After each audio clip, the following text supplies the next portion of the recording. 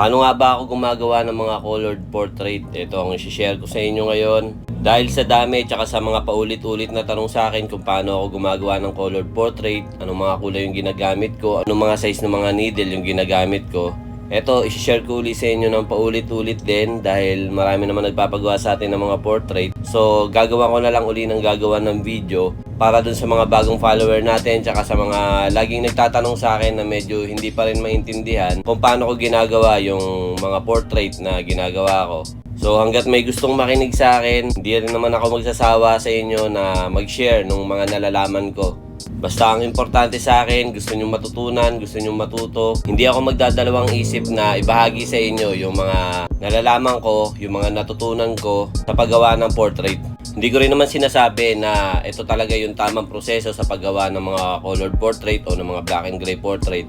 Ang akin lang, kung ano yung natutunan ko, yung nalalaman ko, gusto ko lang din i-share sa inyo. Baka sakaling makatulong ako o makatulong tong video na to kapag may mga nagpagawa sa inyo ng mga portrait o kaya gusto nyo matutunan talaga yung paggawa ng portrait. Kaya nagsishare ako ng mga ganitong klaseng video.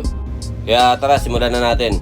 Ngayon mapapansin nyo dito sa damit, napakadetalyado talaga nung damit nung portrait na ginagawa natin. Ang gamit kong size ng needle dito, 3RL sa mga detail.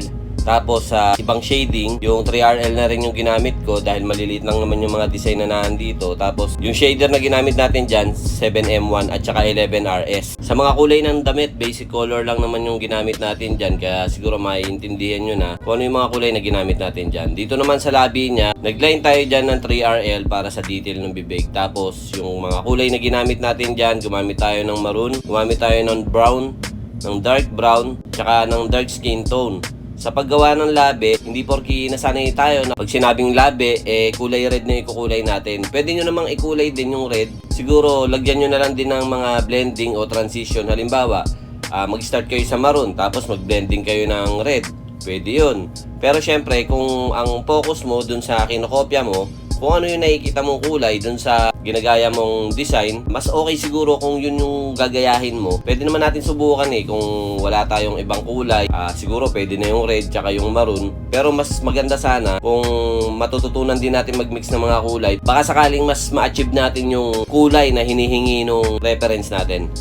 Sa mga kulay naman tayo, yung ginamit kong mga kulay dito, kung may nakikita kayo ng mga dark part, color brown po yung ginamit natin doon. Kahit anong brown, kung wala kayong brown tapos meron naman kayong mga dark brown, subukan nyo mag-mix dilaw tsaka brown para mapalight nyo, o kaya white tsaka brown para mapalight nyo yung pinaka-dark nyo. Kung kailangan nyo lang naman ng brown lang, mag-iba kasi yung dark na brown, magkaiba yung brown, yung medium brown, yung light brown. Tignan natin maigi yung mga tinta na meron tayo. Kasi hindi lahat ng meron kang kulay, pagka nakakita ka ng brown, brown na din yung ikukulay mo. Paano kung dark yung meron kang kulay, pero yung nasa reference mo, hindi naman ganun ka-dark na brown. Kailangan ano lang, mga medium brown o light brown. Yun din, isa rin yun sa dapat na pinag-aaralan natin. Tapos gumamit ako dyan ng Sienna, medium skin tone, light skin tone, light flesh tone, medium flesh tone. Siyempre puti, napakalaking tulong ng puti, lalo na kung meron kang mga kulay na mas kailangan mo pang ipalight, pwede mong i-mix sa white. Halimbawa light flesh tone,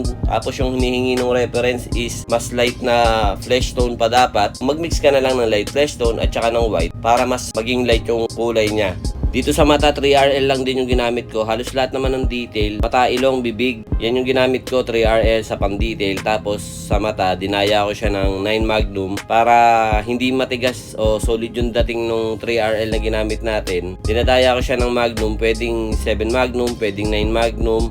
O kung mas malaki yung size na ginagawa mong portrait, pwede yung gumamit na mas malapad na Magnum para mapagmukha nating realistic o mas makuha natin yung pinaka-detail ng mata sa pamamagitan ng Magnum. Para sa akin lang po yun hindi ko sinasabing yung ibang artist ganun din yung diskarte. Tapos yun sa pinaka-puti sa mata niya, ang diskarte dyan, haguran mo muna ng wash. Pwedeng medium wash, pwedeng light wash, kung ano yung nakikita mo sa reference. Kasi makakatulong yun para mapagmukha nating mas realistic yung mata. Dahil yung ilalim ng talukap, medyo madilim yan na parte. Kaya haguran muna natin ng wash bago natin putian para mapalabas natin yung pagka-realistic ng mata niya. Yung mga size ng needle natin dyan, 3RL, 9M1, 11RS, tsaka 15RM. So yun lang, maraming salamat sa panonood. Sana may naibahagi ako sa inyong maiksing kaalaman. Ako po si Dan Scalarpe na nag-iiwan na isang mapagpalang araw. Peace out.